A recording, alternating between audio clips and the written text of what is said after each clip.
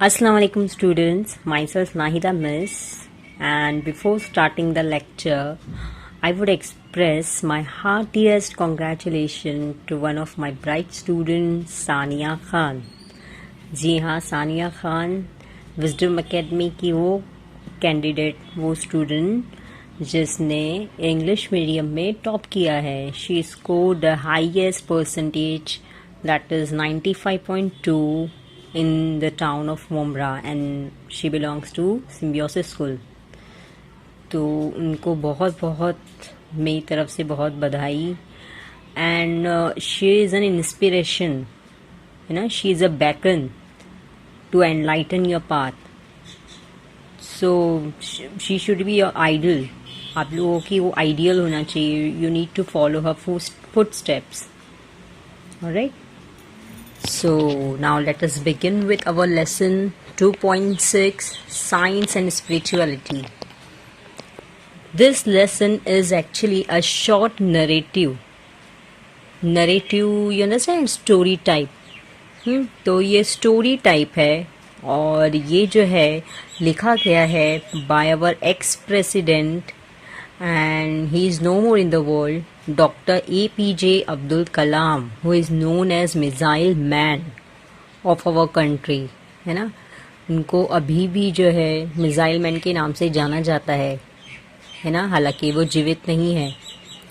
तो this lesson actually gives a brief idea about the people, experiences, values and believes that influenced him, है ना, कि वो अपने जीवन काल में किन किन लोगों से, किन किन एक्सपीरियंस से, वैल्यूज से, लोगों की बातों से प्रभावित थे.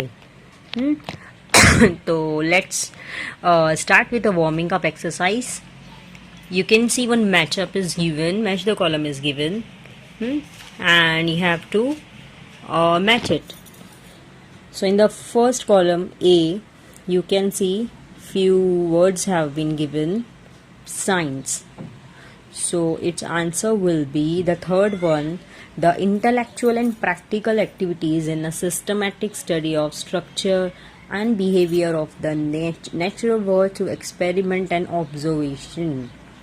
एक्सपेरिमेंट एंड ऑब्जर्वेशन है ना, इसी चीज से आप समझ सकते हो कि it has something to deal with science. Second देखिए, रिलीजन. इसका आंसर आएगा उसी के नीचे वाला fourth, the belief in and worship of a super human controlling power god, है ना, अल्लाह ताला के ऊपर या जो भी हमारा क्रिएटर है उस पर भरोसा रखना, उनकी वर्शिप करना, इबादत करना, है ना, चाहे हम जो भी रिलीजन को फॉलो करें. तो ये सारी चीज़ें हमें रिलीजन बताता है. The third one is spirituality. Its answer will be the last option, the quality of being more concern with the human spirit as oppose to material और फिजिकल थिंग्स. स्पिरिचुअलिटी क्या समझ में आया कि ह्यूमन स्पिरिट उससे ज़्यादा concern होना rather than material physical thing. मतलब क्या, दुनिया की वर्ल्डली चीज़ों से ज़्यादा जो है तुम्हारी स्पिरिट, तुम्हारी सोल, तुम्हारी कंसाइंस किस चीज़ को, है ना, जस्टिफाई करती है, उसके ऊपर ध्यान देना. That is called spirituality. Next is philosophy. Philosophy का जो है फर्स्ट ऑप्शन आंसर होगा the study of basic nature of knowledge, reality and existence specially as an academic subject. ये फिलोसफी तो आपने सुना भी होगा, PhD, है ना, डॉक्टर ऑफ फिलोसफी. तो PhD, what is actually PhD? You know, it's not an easy task to do PhD. तो डॉक्टरेट करना फिलोसफी में, है ना, तो अगर इट्स लाइक यू नो कि you have to write top to bottom, है ना, head to toe about any fact, any matter. You have to write thesis. आपको बहुत लंबी चौड़ी थीसिस लिखना पड़ता है जो भी आप टॉपिक सेलेक्ट करो. ऐसा क्यों है? फॉर एग्जाम्पल से गॉड, अगर मैं बोलूँ गॉड टॉपिक, गॉड कब से है ना, लोगों की क्या विचारधारा है गॉड के बारे में, कितने सारे रिलीजन्स है ना, तो लोग क्यों फॉलो करते हैं, क्या गॉड सही में है या नहीं, उसके बारे में लोगों की क्या बिलीव्स है ना. तो ये सारा इन डिटेल लिखना, that is called philosophy. The next is theology. Theology का आंसर होगा second option, the study of nature of God and religious belief. Nature of God, Allah ताला के बारे में या हमारे क्रिएटर के बारे में और उनकी रिलीजियस बिलीफ के बारे में। अब इट्स नॉट नेसेसरी कि हम इस्लामिक बिलीफ के बारे में पढ़ें, हम कोई भी हिंदू रिलीजन की अगर बुक्स उठाए और उसको स्टडी करने, उसको इवैल्यूएट करने बैठ गए, भगवद गीता, उनकी वैदिक किताबें, पुराणास वगैरह, उसको अगर इवैल्यूएट करने बैठ गए, या फिर हम लोग क्रिश्चियंस की बाइबल उठा ले, है ना, उसको बाइबल्स की भी बहुत सारे वर्जन्स हैं रिटन बाय डिफरेंट ऑथर्स, अगर हम उसको जो है क्रिटिकली एग्जामिन करने बैठ गए तो that is called theology. Let us see the next pillar. Given below are some incomplete quotes. Complete them choosing from words science, religion, spiritual and make them meaningful. अभी आपको 3 ऑप्शंस दिए हुए हैं, आपको जो जहाँ पर सूटेबल लगता है वहाँ पे जो है पुट करना है। I directly give you the answer. First वाला आपको देखिए, फर्स्ट डॉट डॉट दिए ना, pink dots have been given, तो लेकिन मैं इनको नंबर 1, नंबर 2, नंबर 3, 4, 5 और 6, ठीक है, सीरियल नंबर में डिस्कस करती हूँ। तो serial number 1, science without religion is lame, religion without science is blind. Okay, second one, science has outrun your spiritual power. We have guided missiles but misguided man. Third one, on a spiritual journey we all have the same destination. Fourth one, religion is meant to awaken man's love for his source, God.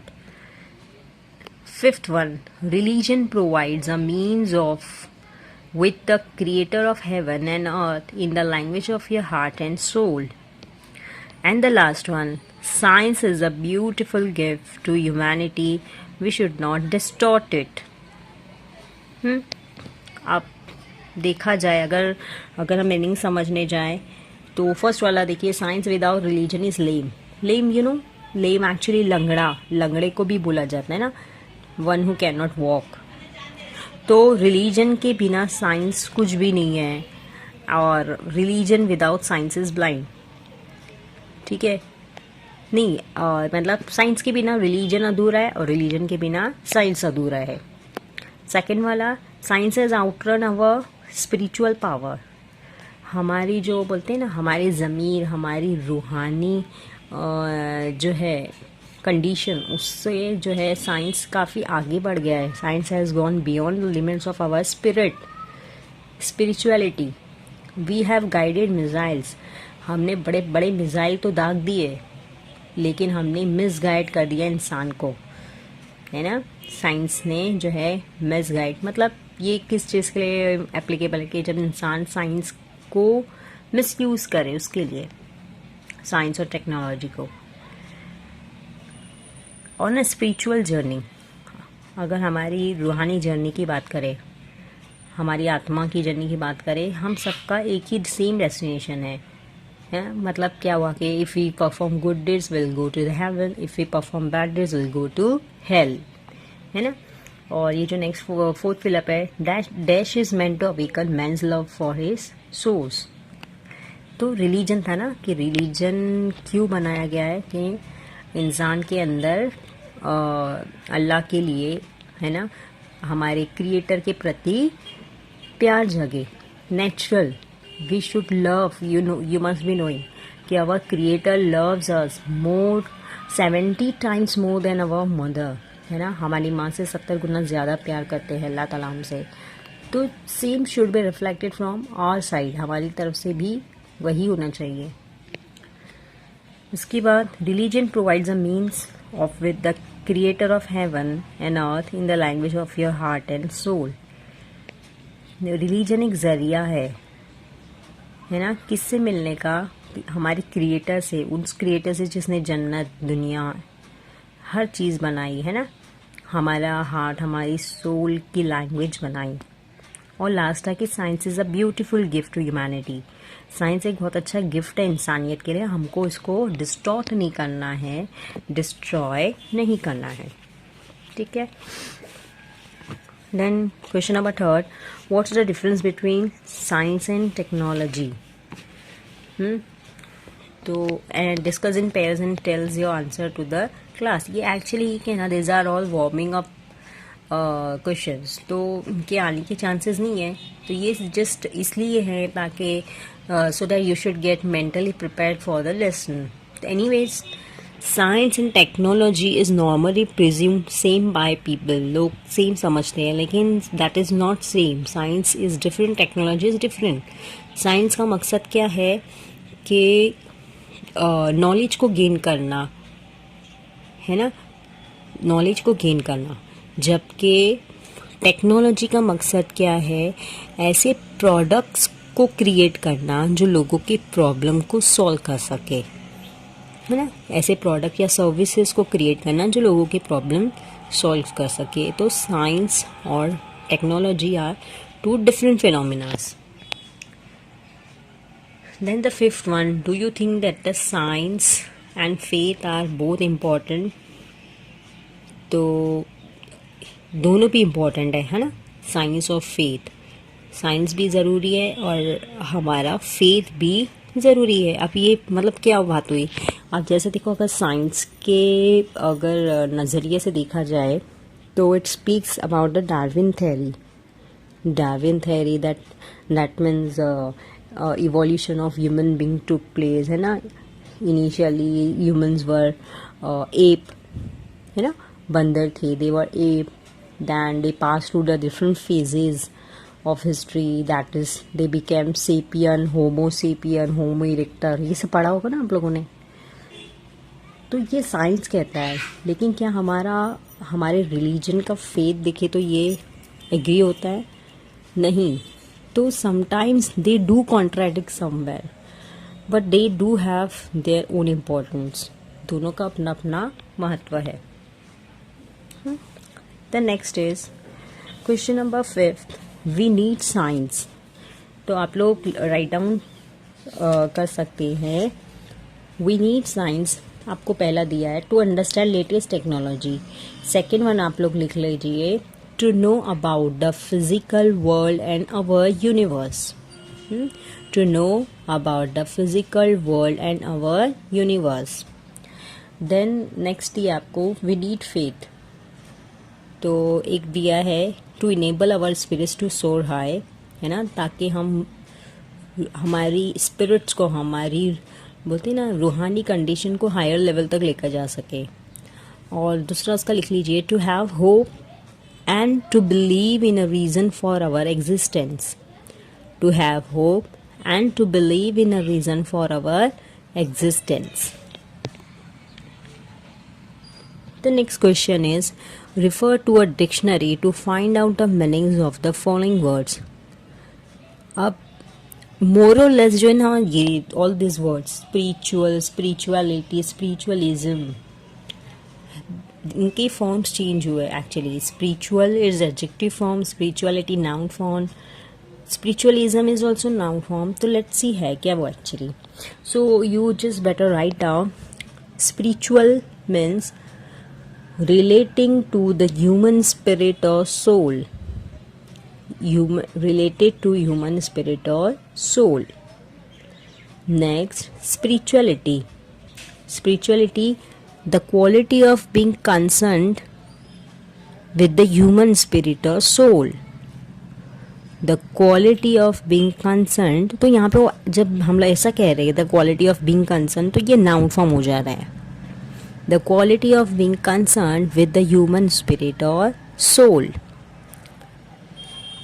Next, spiritualism का आप लोग लिख लीजिए, a system of belief or religious practice based on supposed communication with the spirits of the dead, especially through mediums. Spiritualism मतलब आप लोगों ने वो सुना होगा ना पैरानॉर्मल एक्सपर्ट्स वगैरह के बारे में, है ना, कि वो लोग भूतों से बात कर सकते हैं, all that is called spiritualism. ठीक है. And the last is spiritualist. Spiritualist मतलब जो लोग इस बात को मानते हैं कि हाँ रूहें होती है या आत्माएं होती है, दैट इज कॉल्ड स्पिरिचुअलिस्ट. तो an advocate of the doctrine, an advocate of the doctrine that the spirit exists. An advocate of the doctrine that the spirit exists.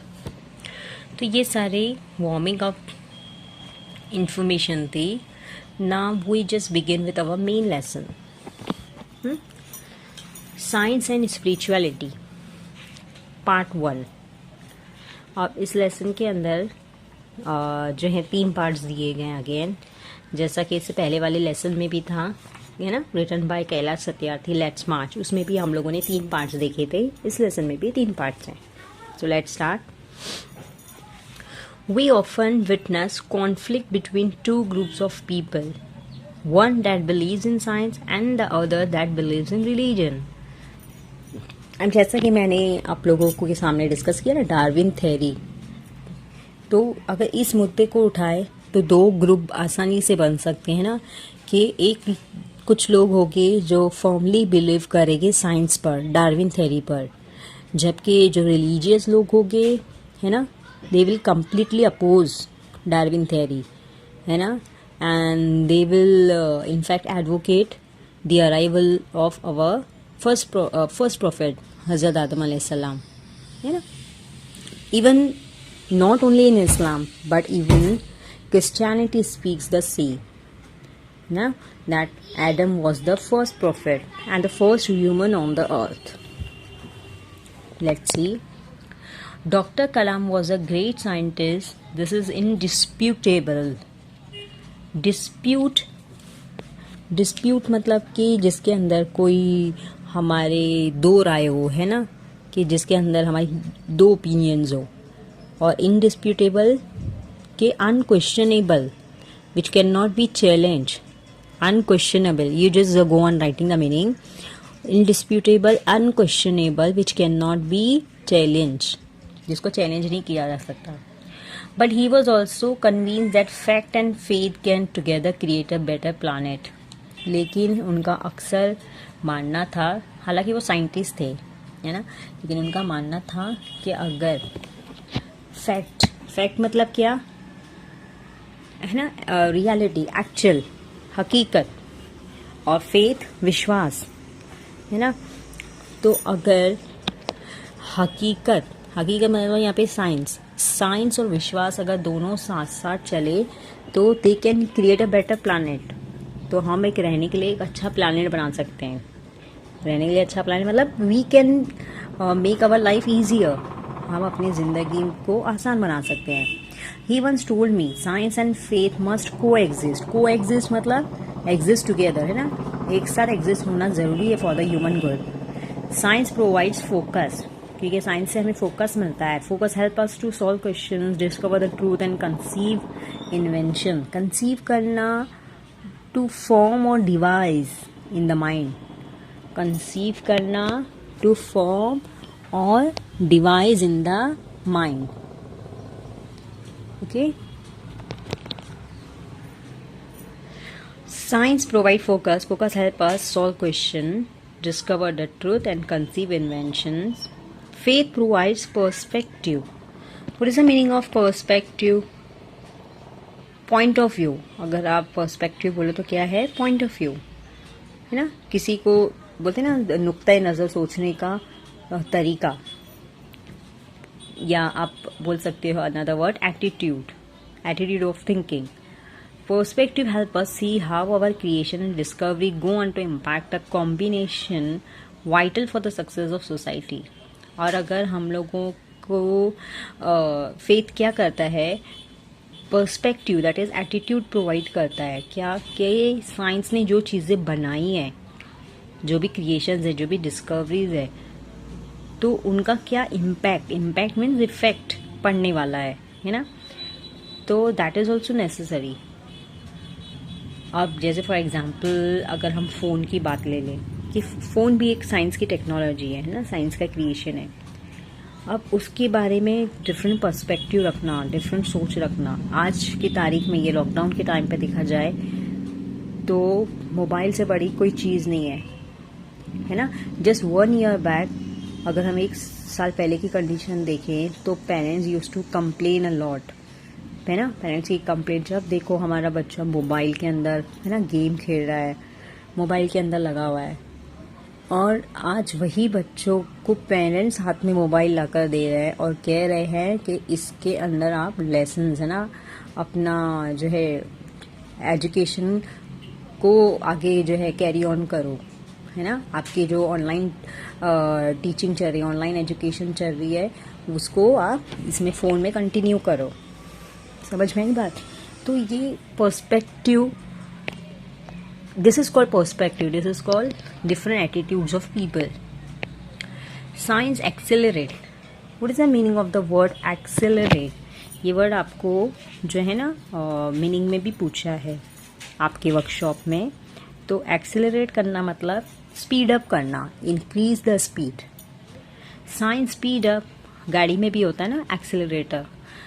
तो science speed up progress and faith curves it with in reasonable limitation. Science जो है progress को speed up करता है, लेकिन विश्वास क्या करता है?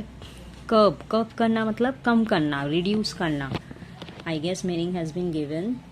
कर्व करना, कंट्रोल करना। फेथ क्या करता है? कंट्रोल करता है with reasonable limitations. If the two function true to their role, they will work together for the betterment of humanity.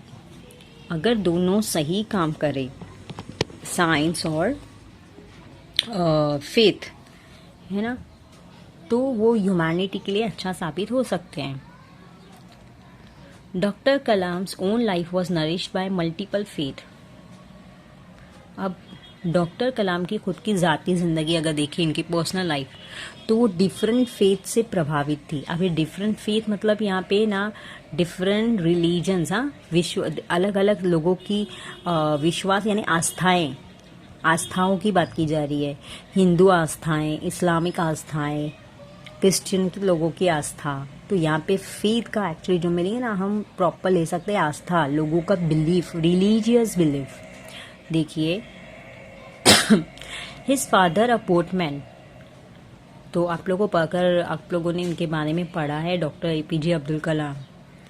तो he used to live below poverty line, है ना। He was living in extremely miserable condition.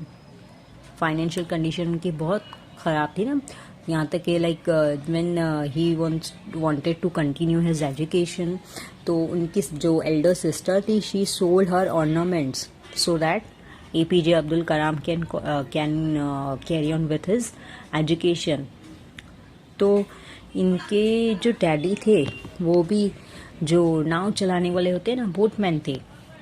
वो also served as an इमाम eight their local mask, तो वहीं पे एक मस्जिद में जो इमाम भी थे वो। And his 2 best friends were from 2 different religion. तो इमाम होने के बावजूद उनके जो अब्बा के दोस्त थे, उनके वालिद के दोस्त थे, वो अलग अलग आस्थाओं से, अलग अलग रिलीजन से ताल्लुक़ रखते थे। One was a Hindu and the other was a Christian. पक्षी लक्ष्मण शास्त्री गल was the head priest of the famous Rameshwara temple and वैदिक स्कॉलर। समझ में आई बात। तो ये ना आप लोगों को जो है ना, ये भी वर्कशॉप आता है, एक वेब डायग्राम आता है कि describe the personality who influence the life of APJ Abdul Kalam. APJ Abdul Kalam की लाइफ किन लोगों से इन्फ्लुएंस हुई, बचपन से वो किन लोगों को देखकर प्रभावित हुए थे, तो ये नाम भी आ जाते हैं कि इनके डैडी के जो दोस्त थे ना, इनके खुद डैडी कौन थे, एक है ना पेशे से, है ना, by profession he was a boatman, लेकिन साथ ही साथ वो इमाम का काम करते थे मस्जिद में। और इमाम होने के बावजूद जो इनके फ्रेंड्स कौन थे, एक हिंदू थे, और हिंदू भी ऐसे कोई, है ना, कोई आम हिंदू नहीं, बल्कि कौन था, वैदिक स्कॉलर, खुद वो एक जो है पुजारी था मंदिर का।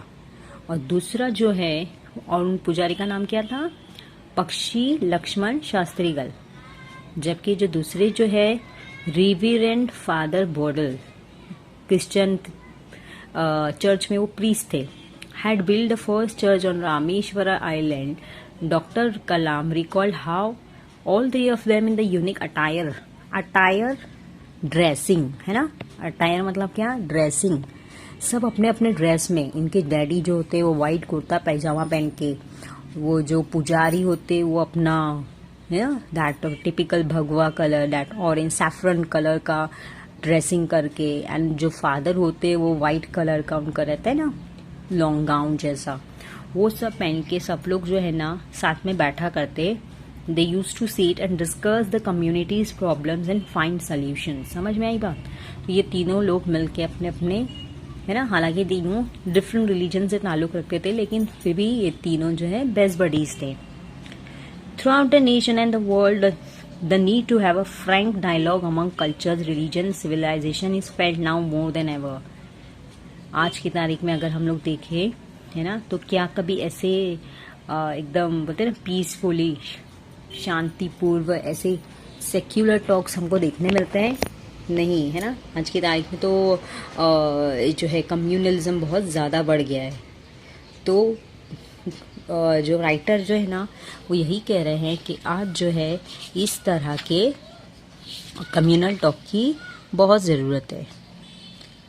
अच्छा, आई मिस्टूक वन थिंग कि this lesson is not actually written by APJ, this is written by Srijan Pal Singh, जिसके अंदर उन्होंने जो है APJ अब्दुल कलाम की बायोग्राफी दी है.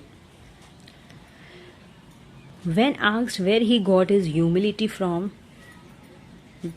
तो जब इतने सक्सेसफुल होने के बाद भी डॉक्टर कलाम जो है बहुत ही डाउन टू अर्थ थे, है ना. डाउन टू अर्थ मतलब बहुत ही हम्बल थे. He was not proud. तो हम्बल का ही नाम फॉर्म होता है ह्यूमिलिटी, कि आपकी ह्यूमिलिटी के पीछे किस चीज़ का राज है, क्या राज है. He would always attribute it to his father. तो वो हमेशा इसका बोलते हैं ना कि कंट्रीब्यूशन, हमेशा इसका जो है क्रेडिट किसको देते, अपने डैडी को. In him he saw how simplicity and divinity could go together.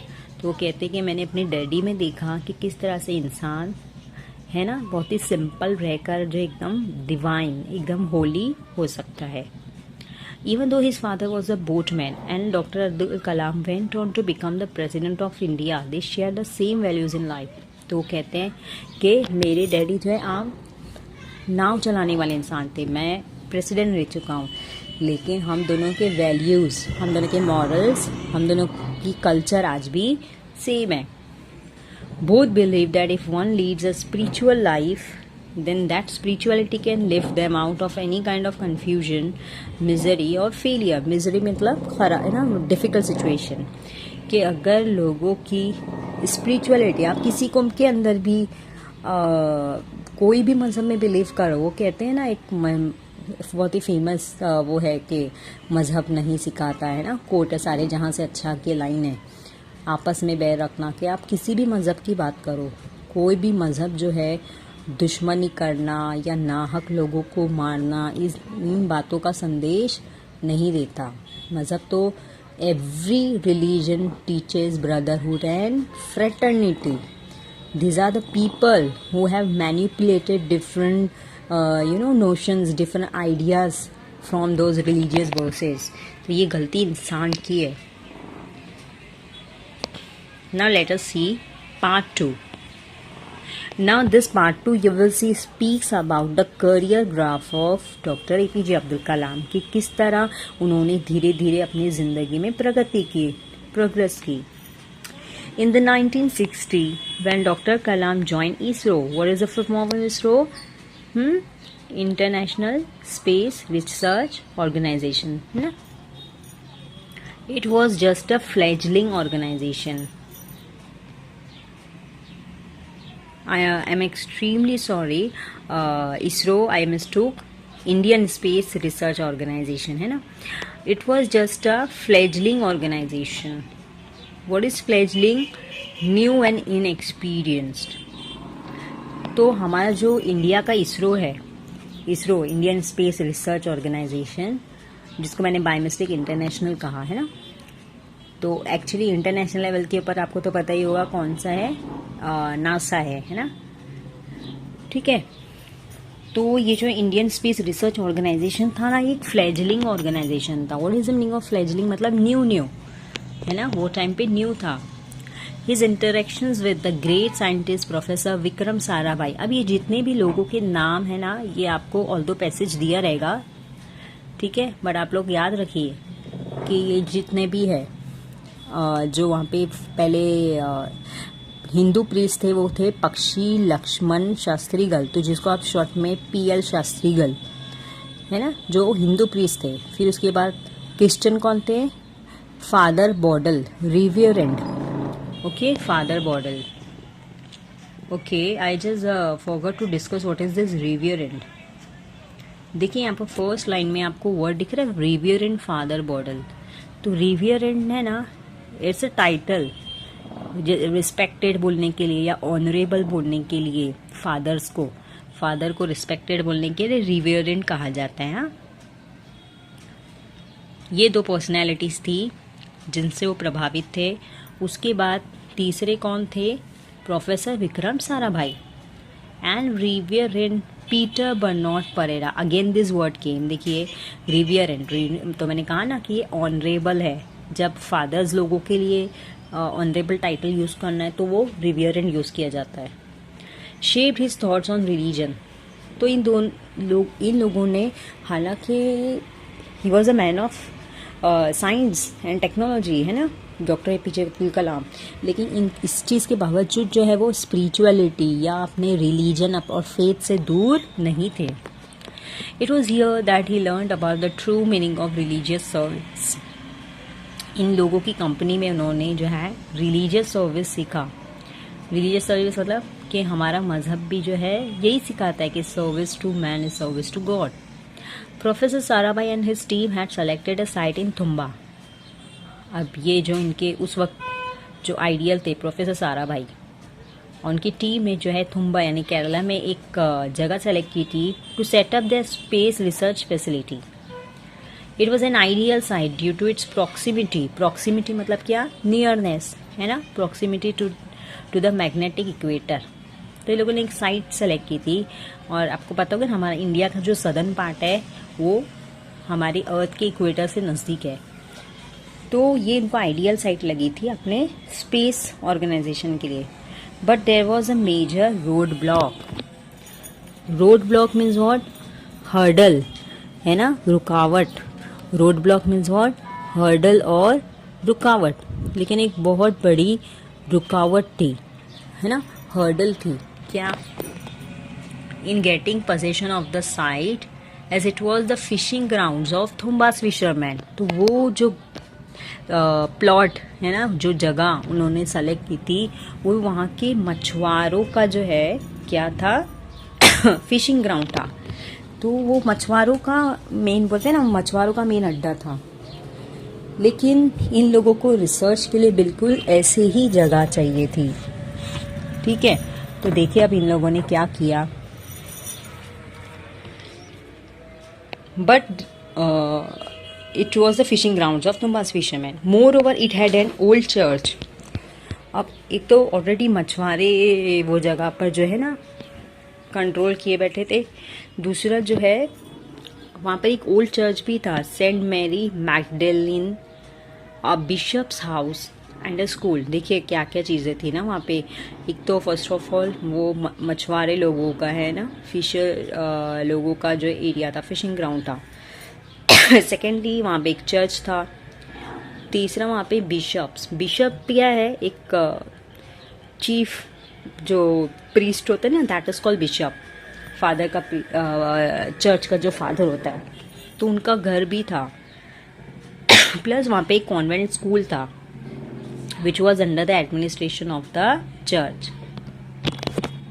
Government officials predicted that it would be impossible to relocate so many people from the site and destroy religious institutions for the sake of a space research center. समझ में आई बात। तो जब इन लोगों ने, विक्रम साराभाई और उनकी team ने गवर्नमेंट के लोगों से संपर्क किया ना कि हमको यहाँ पे स्पेस रिसर्च सेंटर बनाना है, तो उन्होंने क्या किया कि इम्पॉसिबल सी चीज़ है, क्योंकि वहाँ के लोगों को इवैक्यूएट करना पड़ेगा ना, खाली करना पड़ेगी वो जगह, उन लोगों को दूसरी जगह ले जाकर जो है रिलोकेट करना, और वहाँ की जो है रिलीजियस इंस्टीट्यूशन किसको कहा गया, वहाँ पे चर्च था ना, उसको तोड़ना it is next to impossible. ये एकदम बोलते ना इम्पॉसिबल सा काम था। But upon doctor Sarabhai's persistence, persistence मतलब क्या, यहाँ पे आप बोलोगे इंसिस्टेंस, ठीक है, इंसिस्टेंस। देखो परसिस्ट करना मतलब, परसिस्ट करना किसको बोलते, कंटिन्यू करना एक्चुअली, है ना। डॉक्टर साराभाई ने जो है हिम्मत नहीं आ रही, उन्होंने अपनी एफर्ट्स कंटिन्यू रखी। It was suggested that they approach the only person who could help them in this situation, और वो कौन थे, father Pereira, the then bishop of the region. तो उन्होंने सोचा कि इस एरिया के जो मतलब उस वहाँ पे जो चर्च था वहाँ के फादर थे परेरा, उनसे ही संपर्क करते हैं। Doctor Sarabhai and doctor Kalam approach father Pereira on a Saturday evening. The reverend said, reverend कौन, फादर, वो फादर परेरा बोले, oh Vikram you are asking me for my children's abode, तुम मुझसे जो है किस चीज़ का सवाल कर रहे हो, मेरे बच्चों का अबॉर्ड तुम छीनने वाले हो। अबॉर्ड मतलब क्या, होम, है ना, अबॉर्ड मतलब क्या, होम, तुम मुझसे मांग रहे हो मेरे बच्चों का घर, रेसिडेंस। फॉर माई अबॉर्ड, बच्चों का भी घर है, मेरा भी घर है। एंड फॉर गॉड्स अबॉर्ड, है ना, बच्चे कौन से, जो कॉन्वेंट स्कूल में आते थे, और तुम गॉड का भी घर मांग रहे हो, है ना, चर्च भी मांग रहे हो। हाउ इज इट पॉसिबल, ऐसा कैसे हो सकता है। Father Pereira then invited the party to visit the church on a Sunday morning. तो फादर परेरा ने जो है उनको संडे की सुबह बुलाया चर्च में। Doctor Sarabhai, his team and the forever inquisitive disciple doctor Kalam took up the offer. तो डॉक्टर साराभाई के साथ जो है और कौन पहुंचा, फॉरएवर इंक्विजिटिव। इंक्विजिटिव मतलब क्या, किसको बोला जाता है, जो कुछ जानने के लिए उत्सुक हो ना, ईगर टू नो एवरीथिंग, उसको बोला जाता है इंक्विजिटिव। ये आपको वर्कशॉप में मीनिंग पूछता है, हाँ, इंक्विजिटिव। डिसाइपल मीन्स जिसको हम हिंदी में कहते हैं ना चेला, है ना, गुरु का चेला। तो कौन गुरु, विक्रम साराभाई गुरु और डॉक्टर एपीजे कलाम उनका चेला। तो गुरु और चेला को दोनों को इनवाइट किया था संडे के दिन फादर परेरा ने। क्यों चर्च में इनवाइट किया था, ठीक है, इसी बारे में बात करने के लिए। Doctor Kalam took up the offer, doctor Kalam took up the offer मतलब राजी हो गए, he agreed. At church the next Sunday the reverend invited doctor Sarabhai up to the dais. Dais means platform ना। तो उन्होंने क्या किया, खुद जो है, जो वहाँ के फादर थे, उन्होंने खुद जो है ना साराभाई को, डॉक्टर साराभाई को प्लेटफॉर्म पे बुलाया, स्टेज पे बुलाया after the prayer service. And turning to everyone present he said, dear children, here is a scientist doctor Vikram Sarabhai, what does science do for us. कि देखिए आज हमारे साथ जो है डॉक्टर साराभाई जो साइंटिस्ट आए हैं, ठीक है। अब वो एक साइंटिस्ट है, आप लोग जानते ही होंगे कि साइंस हमारे लिए क्या करता है। We benefit from the devices that science has developed to light up our homes. I am able to talk to you using this mic, mic means microphone, ना mic, thanks to technological advancement. Medical science allows doctors to diagnose and treat patient, है ना। तो उन्होंने पूरे science के फायदे गिनवाना शुरू किए। Science and technology enhance the overall comfort and quality of human. And what do I do as a preacher.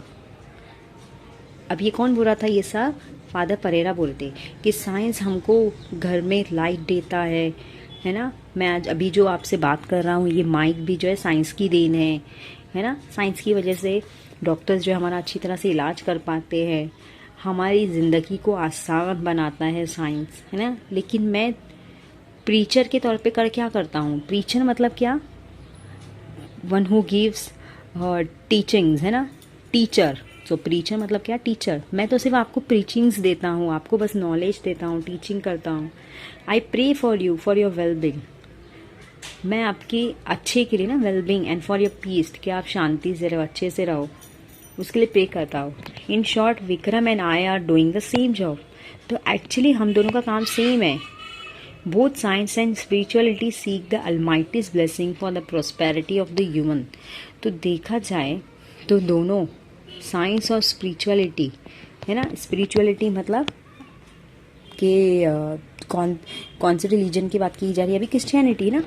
तो ये अगर आप दोनों को देखें तो दोनों जो है ना इंसान की प्रॉस्पेरिटी मतलब क्या, भलाई का काम कर रहे हैं for the human mind and body. Dear children, Dr. Vikram says that within a year he wants to build scientific facilities near the sea coast.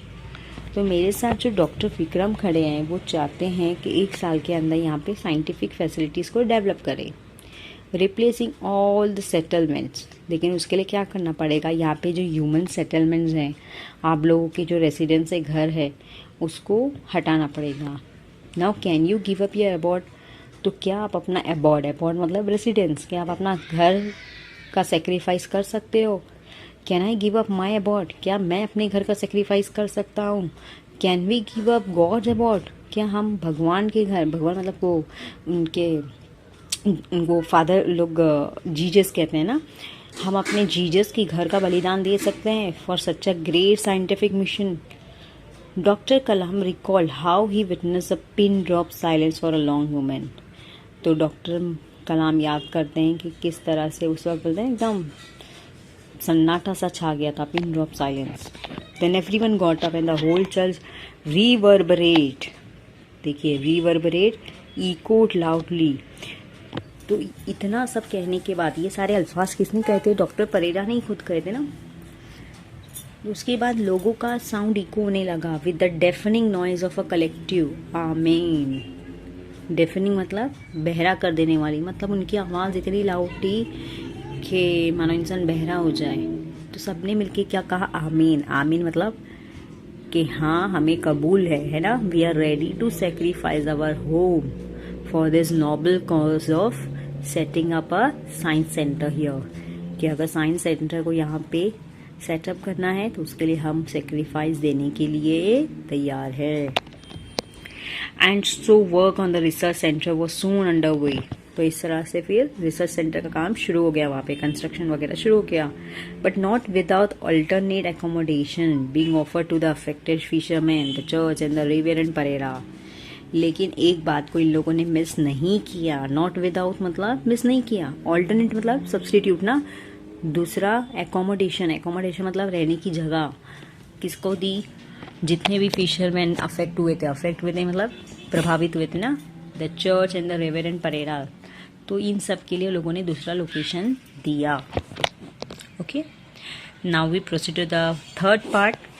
A few years later, in the early 1980s, Professor Satish Dhawan, the director of ISRO, Indian Space Research Organization, under whom Dr. Kalam had made his first unsuccessful launch in 1970 and then a successful one in 1980, had provided him with more soul-shaping wisdom. अब वो time पे देखिए, ये year याद रखिए 1970 में, ठीक है। ये जो भी लॉन्च करने वाले थे scientific product doctor Abdul Kalam, उसमें वो फेल हो गए, लेकिन 1980 में वो वही एक्सपेरिमेंट करने में कामयाब हो गए। अब उस वक्त वो किसके अंडर थे, है ना, किसके अंडर गाइडेंस थे? प्रोफेसर सतीश धवन के। अब देखिए डायरेक्टली जंप किया है। One day in 2012 we were discussing the number of PhDs Dr. Kalam had received. He said to me, Srijan Professor Dhawan had so many master's degree. अब ये देखिए इनकी बात की जा रही है, सतीश धवन की। And so many master's degree, all from the best institution, no less. So I asked him how one can become so academically accomplished. तो मैंने उनको पूछा, डॉक्टर अब्दुल कलाम मतलब कह रहे थे कि मैंने सतीश धवन को पूछा था कि आप इतने एकेडमिकली अकम्प्लिश कैसे हो सकते हो, अकम्प्लिश करना successful. He responded saying that academic brilliance is no different from the brilliance of a mirror. तो उन्होंने क्या कहा कि एकेडमिक जो है ब्रिलियंस वो कांच की ब्रिलियंस जैसी है, which can be diminish by a coating of dust, है ना। बात समझ में आई? कहते हैं ना कि अगर कुछ चीज़ को ऐसे ही रखे रहो, उस पर डस्ट बैठते जाएगा, है ना, तो वो चीज़ बेकार हो जाएगी। तो only when the dust is remove does the mirror shine. लेकिन वो कांच के ऊपर से अगर तुम डस्ट हटाओगे तभी वो चीज़ चमकेगी, है ना, and the reflection becomes clear. बात समझ में आई? तो ये चीज़ आप लोग के ऊपर भी लागू होती है कि अभी अब आप लोगों के अंदर जो है ना, आप लोग के पास नॉलेज है ना, आप लोग के पास टैलेंट है, लेकिन and because of all this pandemic condition you people are not going to the school, not going to the classes, है ना। लेकिन अगर आप ऐसे ही घर पे पड़े रहोगे, डल पड़े रहोगे, है ना, पढ़ाई को जो है स्टडीज़ को आप सीरियसली नहीं लोगे, तो उसी तरह आपके ऊपर पता है ना डस्ट की एक कोट बैठते जाएगी।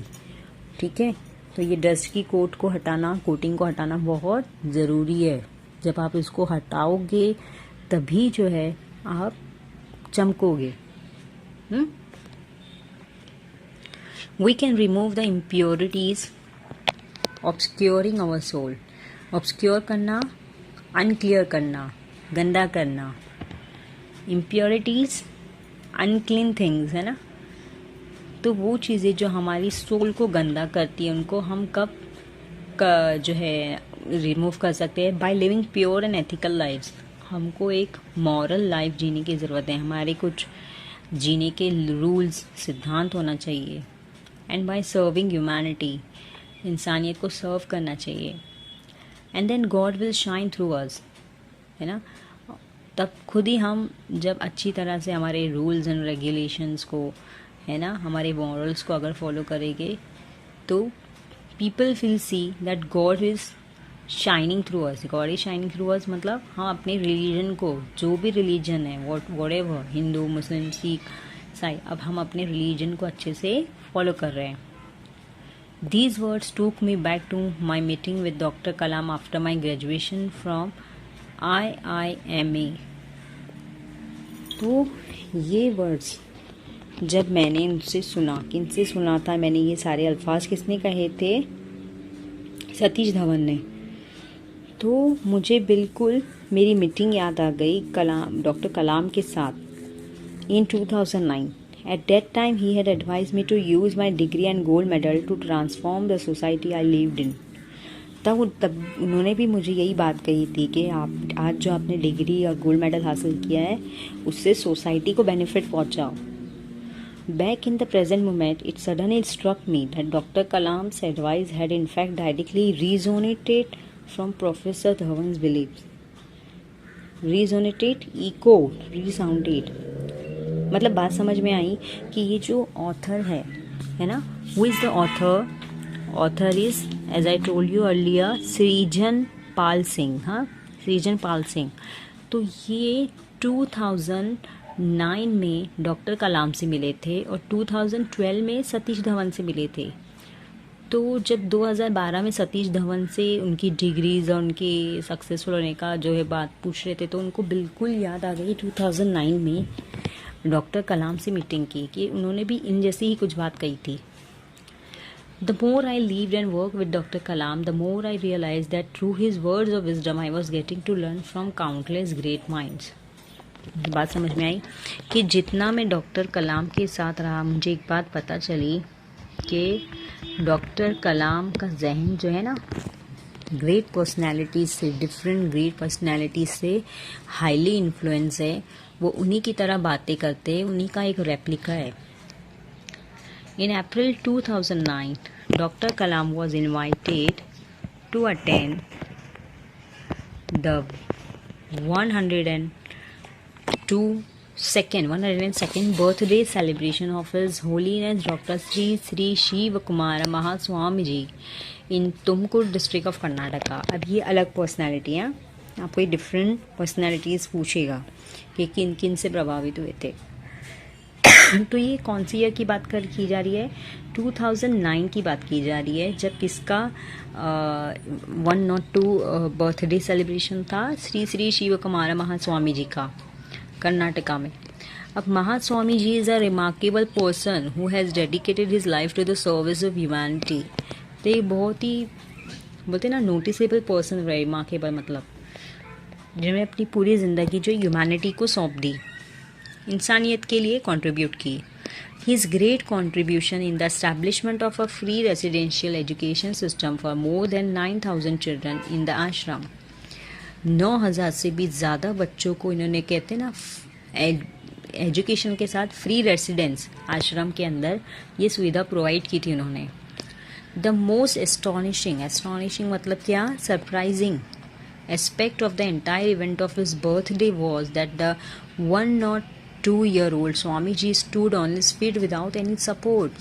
सबसे चौंका देने वाली बात ये थी कि despite the ripe old age, इतनी उम्र होने के बावजूद वो अपने पैरों पे एकदम तंदुरुस्त खड़े थे. He looked as steady and alert as any other youngster present there. दूसरे यंगस्टर में उनमें कोई डिफरेंस नहीं था.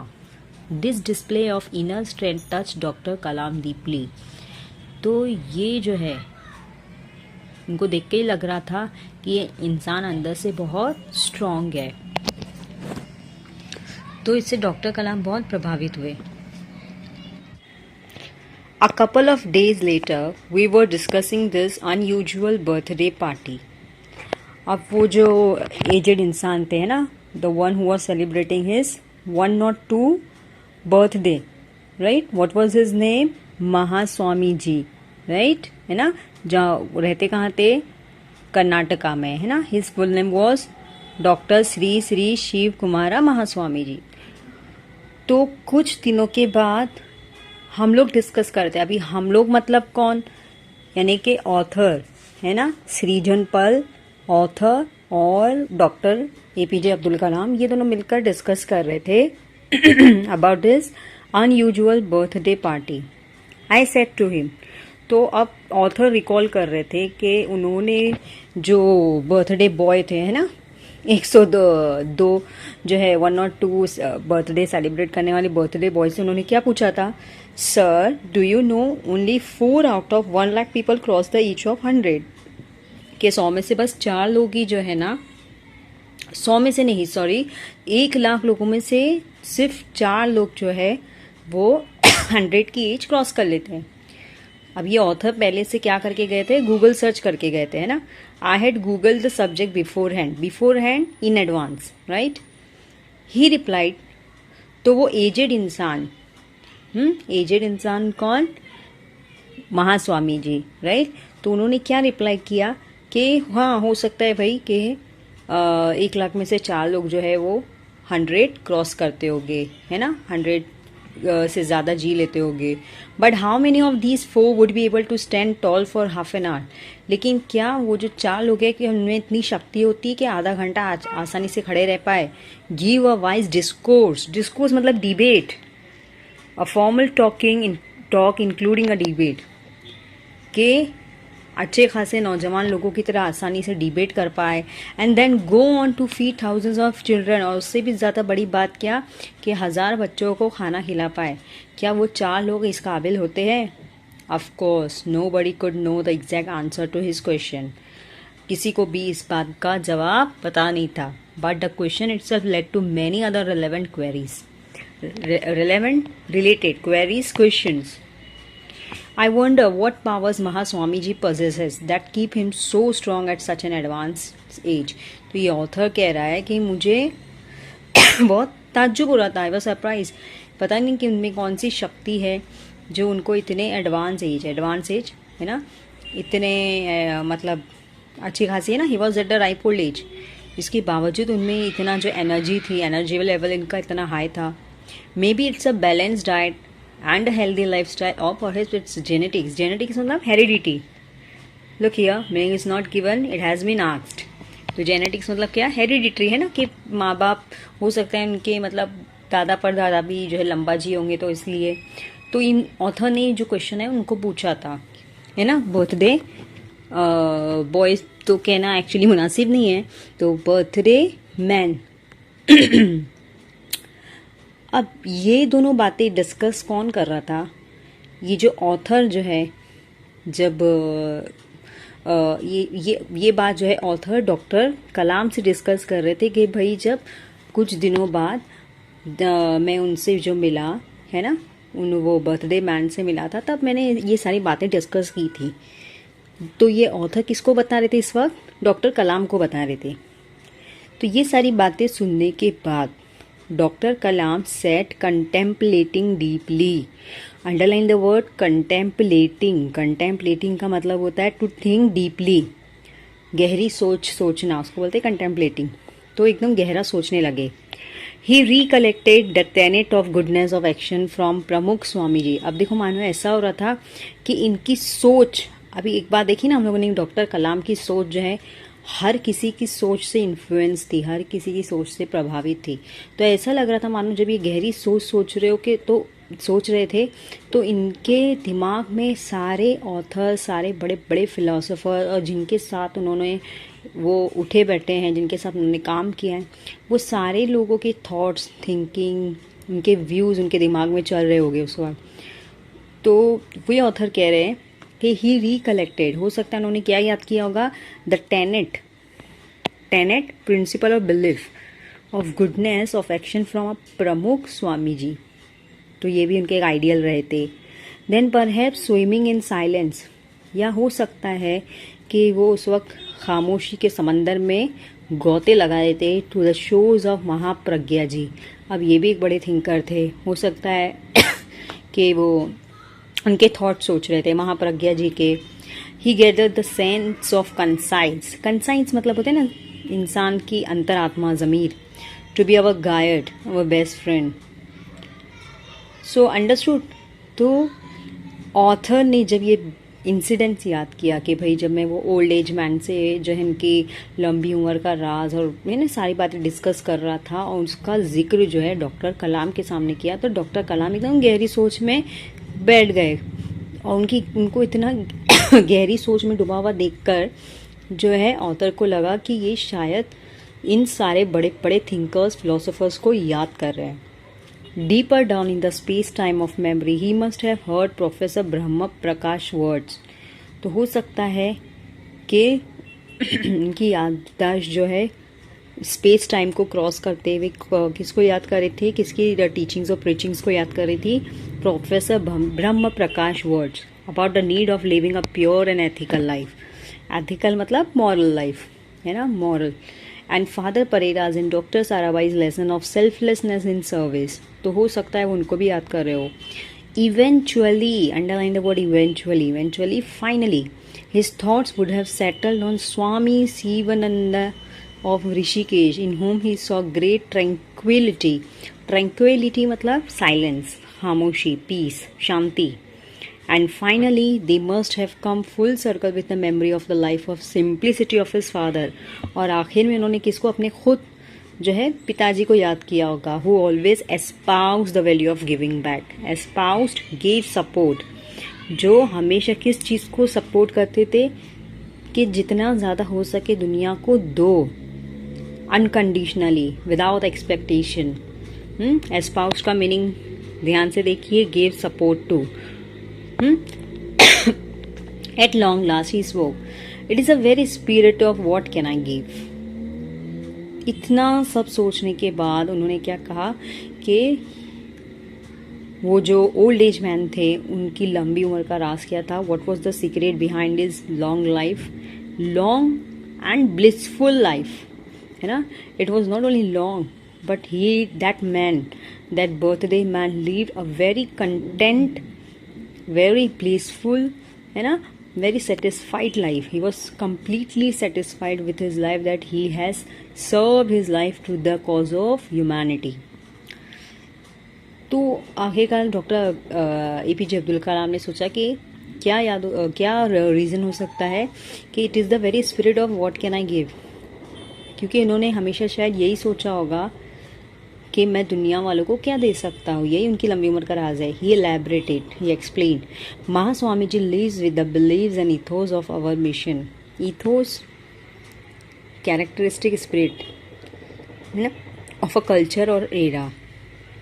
इसी कल्चर या एरा की खासियत. He gives and gives education to famished mind, famished hungry minds, food to famished bodies, hungry bodies. In giving so much he becomes strong. और वो जितना दुनिया वालों को देते हैं उससे वो उतना स्ट्रांग बनते जाते हैं.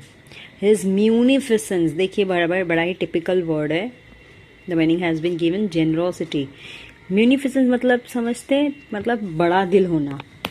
म्यूनिफिसेंस मतलब स्पेशली फॉर पुअर, बोलते हैं ना कि गरीबों को या जितने भी डिजर्विंग लोग हैं उनको दान पुण्य करना, है ना, बड़ा दिल दिखाते हुए, तो उसको कहा जाएगा म्यूनिफिसेंस।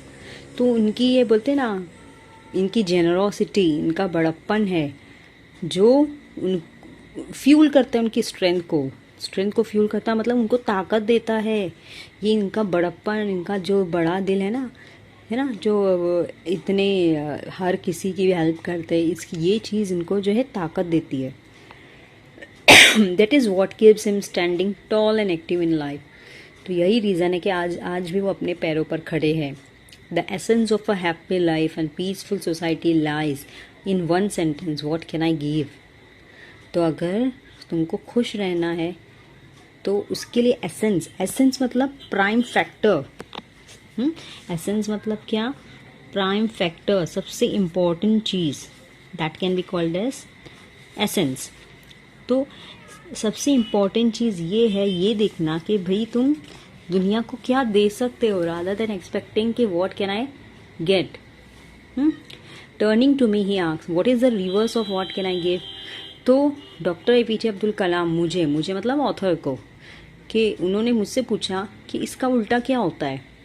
सर्कमस्पेक्टली I replied, circumspectly look the meaning cautiously, carefully, है ना। अभी इतने बड़े इंसान को जवाब देना, मैंने केयरफुली जवाब दिया, what can I take. Yes he said, and that is the thought which is responsible for all the wrong we see around, है ना। आज भी हर कोई बस ये देखता है कि व्हाट कैन आई टेक, है ना।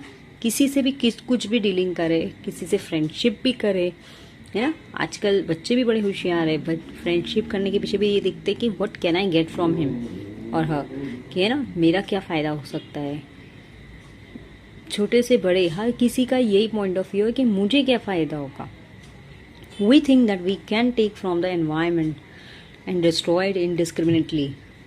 तो इंसान, हम एनवायरमेंट से भी यही सोचते हैं कि भाई हमको क्या फ़ायदा होएगा, और यही सोच कर जो है इंसान ने एनवायरनमेंट को इतना डिस्ट्रॉय कर दिया है indiscriminately, without making any difference, है ना, बिना कुछ सोचे।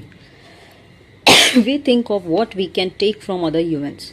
उसी तरह हम इंसान से भी यही सोचते कि हमको दूसरे इंसान से क्या फ़ायदा होएगा, leading us to corruption and inequity. और यही चीज़ जो है करप्शन को, रिश्वतखोरी को बढ़ावा देती है। इनइक्विटी इनजस्टिस, इसी वजह से लोगों में नाइंसाफ़ी होती है।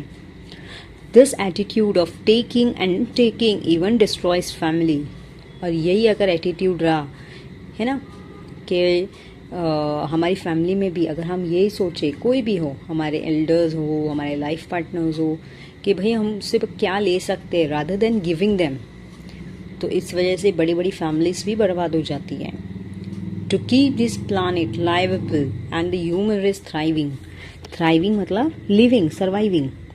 तो अगर ये प्लांट को जीने के लायक रखना है, प्लानेट मतलब हमारे अर्थ को अगर हम जीने के लायक रखना चाहते हैं, और इंसान की नस्ल को बोलते हैं ना बाकी रखना चाहते हैं, we have to replace this attitude of what can I take with the goodness of what can I give. तो हम लोगों को हमारा नज़रिया बदलना होगा। हमको व्हाट कैन आई टेक की बजाय क्या सोचना होगा, what can I give. The gravity of this message struck me. Your gravity means what, you can say depth, है ना। यहाँ पे आप बोल सकते हो डेप्थ। तो इस मैसेज की गहराई ने मुझे मतलब एक जोर का झटका दिया। This challenge became my silent motivation.